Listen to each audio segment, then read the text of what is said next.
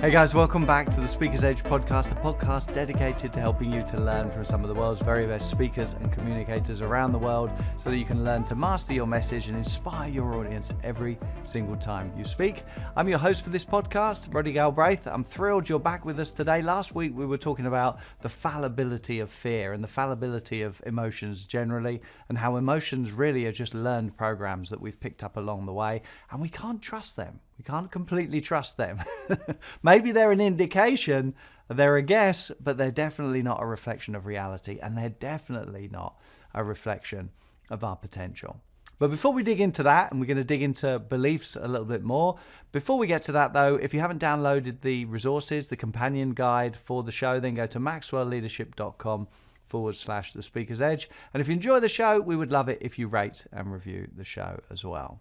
All right then, so beliefs, where do they come from? Particularly, where do those beliefs come from during our formative years, during the first part of our life? I think it was the Jesuits that said, if you give me a child until they're 6, then they will belong to the church forever. So those kind of first years of soaking up information become really, really important. So where do our beliefs come from? Well, let's have a look at this. Fascinating, really, when you dig into this. Those of you who are regular listeners to the show, you'll know that I struggled with panic attacks years ago, and so I spent a lot of time digging into this, learning all about the mind. Fascinating, really. And it became the beginning of a 35-year love affair, really, with personal growth. But one of the elements of that journey was understanding hypnosis and self-hypnosis. And so understanding the different kind of brainwave activity within the brain is really important for understanding how we soak up information. Because children have this kind of super learning state when they're young, don't they? Now, if you think about as an adult, for you and for me, for most of us, as adults, then there's different kind of speeds of brainwave activity. When we're asleep, when we're in deep sleep, then delta is very, very slow brainwave activity, typically around 0.1 to 3 hertz. So very, very slow.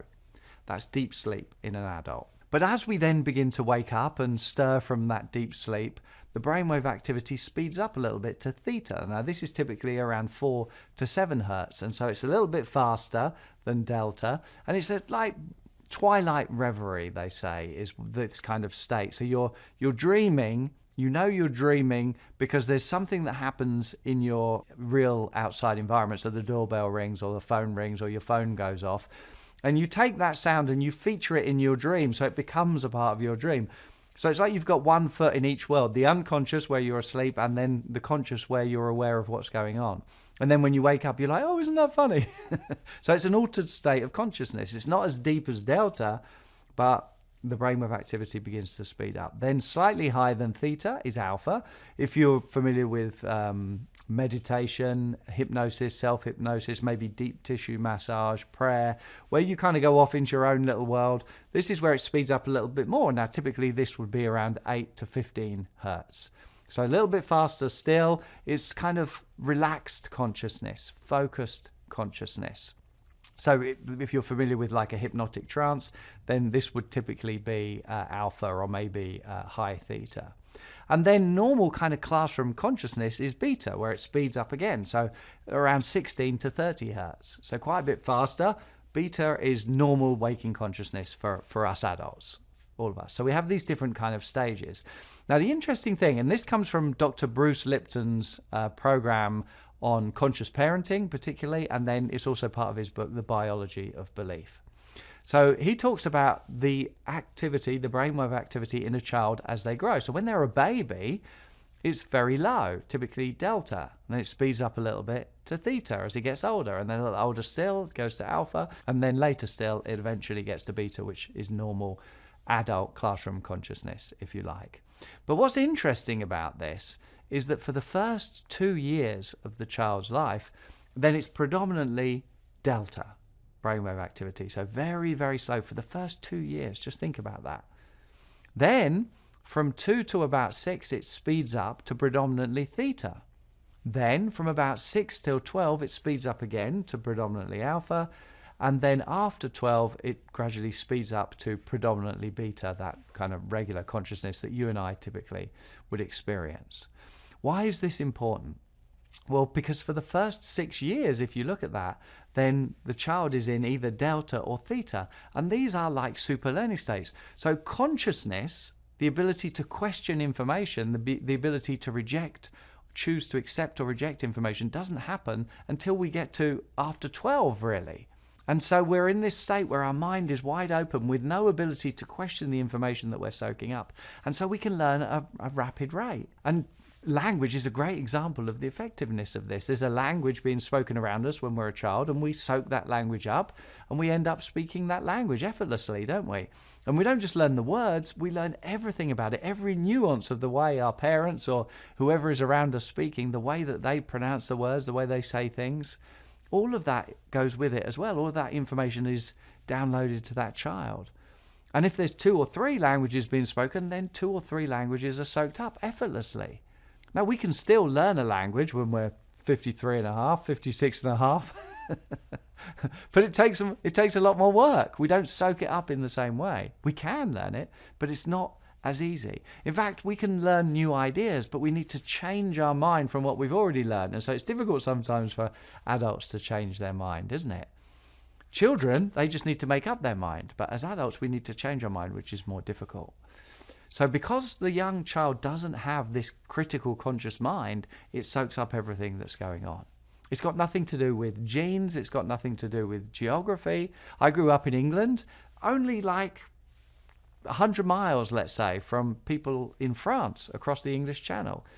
And they learn French and I learn English. If I'd been picked up as a young baby and put in a French-speaking home, I would have learned French and vice versa. Because we soak up everything that's going on around us. This is why Oliver Wendell Holmes said we are all tattooed in the crib with the beliefs of our tribe, because we soak up everything that's going on around us. We soak up everything that's going on around us, not just language. All of the ideas of the people and the attitudes of the people around us. The villains, the heroes, all of those things. What's right and what's wrong. Who we cheer for, who we hate, boo, who we love, hooray. All of those things we get from our environment. People like us go here. People like us don't go there. People like us do this. People like us don't do that. And so we soak all of that up from the people around us. All of the dreams and hopes and fears and hatred and prejudices of the people around us. And there's nothing we can do about it. Why? Because we don't have the ability to reject that information yet. So as the brain activity speeds up as the child gets older, then eventually the child has the ability to reason, to accept and reject information. But by then there's an enormous amount of information, an enormous amount of beliefs about the world and ourselves and everyone in it that we've already acquired.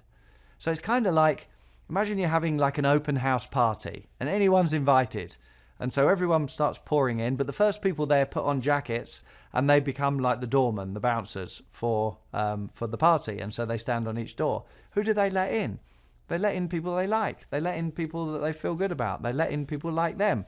And they don't let in other people who are different. And so even though it was open to everyone, very quickly, it becomes just people like us that are in the party, whoever the first people there. Well, our beliefs are a lot like that, because they're filtering out a lot of the information, a lot of the experience, our perceptions, our actions, emotions, our thinking, all of the things that we talked about last week. Our self-image is part of this.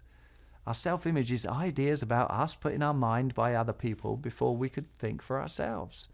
It's a dangerous combination, isn't it? Ideas about us put in our mind by other people before we could reject those ideas, before we could decide, no, you know what? No, I don't agree with that.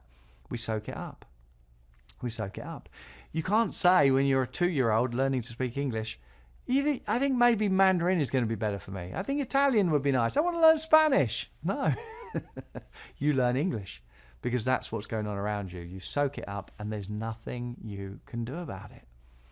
So we adopt a lot of ideas from the people around us. In fact, we all become a product of our environment through that process of enculturation, don't we?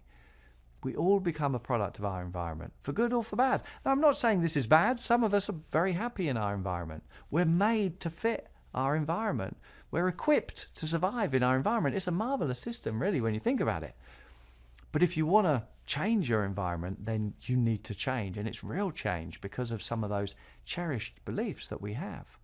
I remember listening to a tape years and years ago, and the speaker on the tape said, some of you, when something happens, you say, that's just me. That's just my luck. That's just the way things turn out for me. He said, it's never just you. That's just what you think so far. That's just who you've become so far. You're an incredible human being with many, many talents and abilities, great reservoirs that you can tap into, an infinite potential. It's never just me. It's just you so far. And if you want to, you can change.